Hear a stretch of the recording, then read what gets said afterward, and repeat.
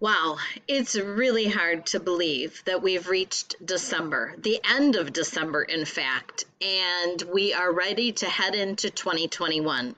I think we can all say that we're ready for a new year. 2020 has definitely had its challenges. The one thing that doesn't seem to be a challenge is Amaya's work.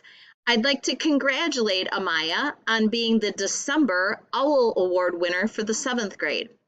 Amaya, your work is always top notch when you turn it in. You have thoughtful answers, you think through things, and you express yourself very well. In class, I so appreciate when you contribute and put answers both in the chat box along with using your microphone. I can't say enough that you are a fantastic virtual student. Keep up the great work, Amaya, and have a wonderful 2021.